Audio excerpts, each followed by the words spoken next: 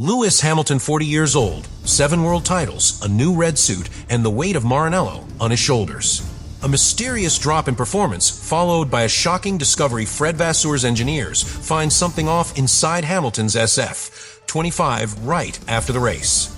And suddenly, Ferrari's calm weekend turns into a storm of whispers, data leaks, and questions no one at Maranello wants to answer.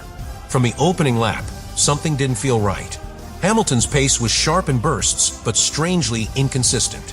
Through the high-speed S's, the Ferrari danced beautifully. Down the straights, however, it stuttered as if the car was breathing unevenly. Over the radio, Hamilton's tone was calm but surgical. "I'm losing energy out of turn 11, he said, the kind of feedback only a driver with 20 years of experience could deliver with that level of precision. The reply from his engineer was measured. "Copy, Lewis, we see it. Keep managing." But what they were seeing didn't make sense. The energy recovery numbers didn't align with the throttle data. Something deep inside the SF-25 was misbehaving. Fred Vasseur, watching from the pit wall, felt his stomach twist. He's a man of engineering, of systems and order, not drama. But he knew the language of anomalies, and this one spoke loudly. The ERS readings, the pulse of Ferrari's hybrid heart, were fluctuating. Every time Hamilton exited a slow corner, power deployment dropped for a fraction of a second, then spiked unpredictably. It wasn't visible to the audience, but Vasseur saw it instantly on the telemetry screens. It wasn't driver error. It wasn't tire degradation. It was something far stranger, a car that was, for reasons unknown, refusing to obey its programming. As the laps went by, Hamilton fought the machine like a craftsman taming a wild instrument. He didn't panic. He adapted. He began lifting earlier, short-shifting, coaxing the car through its inconsistencies rather than resisting them. It was a kind of technical empathy that few drivers possess. From the outside, fans saw another gritty Hamilton drive. But inside that cockpit, he was compensating for a mechanical rhythm that was out of sync.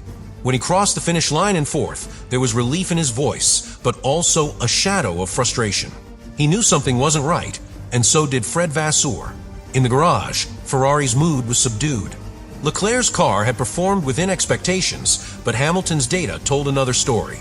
The post-race engineer's briefing turned into an impromptu investigation. "Run a full system scan," Vasseur ordered. Within minutes, the diagnostics began lighting up anomalies, irregular battery discharge patterns, hybrid energy inconsistencies, heat traces on the floor section that didn't match predicted stress levels. The energy management system appeared to have overworked itself, compensating for aerodynamic instability. That was the moment Vasseur realized this wasn't just a glitch. The car had physically fought back.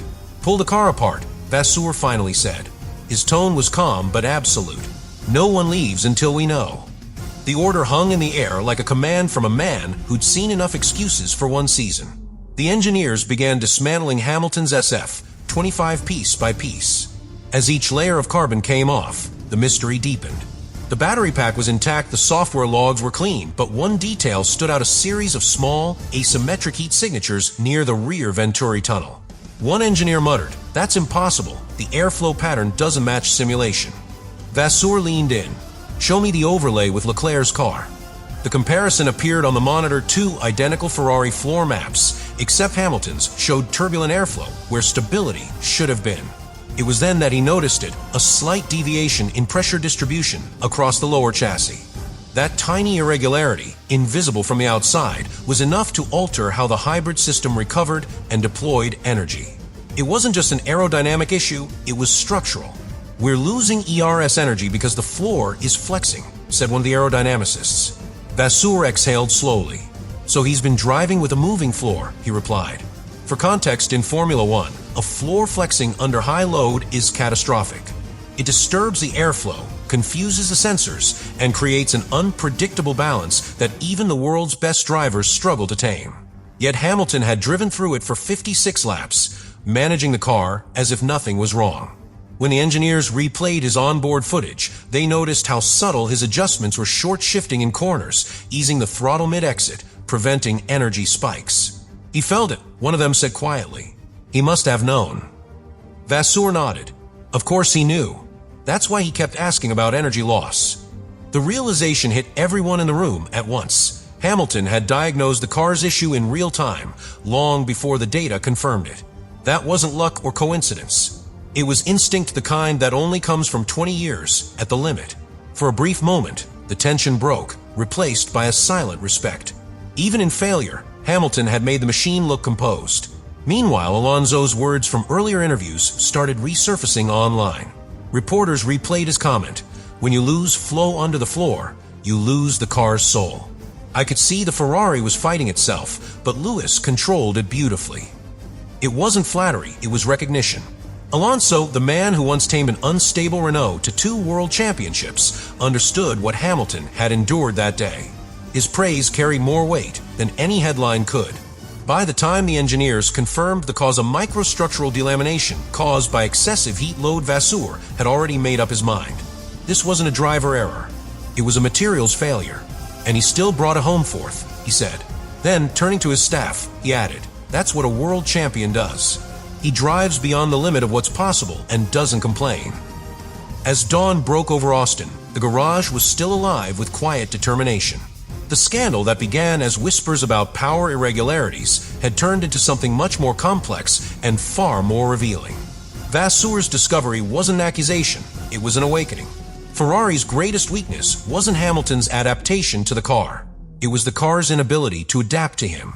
Back in the Aston Martin hospitality suite, Alonso was asked if he was surprised by Vasseur's discovery. He smiled faintly and said, "No. Lewis and I have different paths, but we share one thing: when the car fails, we don't. We adapt. That's what keeps us here." The morning after the Grand Prix, Maranello was awake before dawn. The red trucks carrying Hamilton's damaged Ferrari SF25 arrived just as the sun broke over the Italian hills. What had begun as a post-race inspection had evolved into a full-scale forensic investigation. Fred Vasseur was already there, waiting. He'd flown overnight from Austin, landing just in time to watch the car roll into the technical bay. The engineers greeted him in silence. They all knew this wasn't routine. When a Ferrari underperforms, it's an issue. When a Ferrari driven by Lewis Hamilton behaves unpredictably, it's a crisis. The first step was data alignment. Over a dozen engineers from the power unit and aerodynamics departments began cross-referencing every sensor reading from Hamilton's car with Charles Leclerc's identical chassis. The findings were astonishing. In turns 11, 12, and the final complex at turn 20, Hamilton's car was registering an ERS energy recovery drop of 9%, while Leclerc's was normal. At first, the assumption was software corruption, maybe a faulty energy deployment map. But the physical inspection revealed something more fundamental.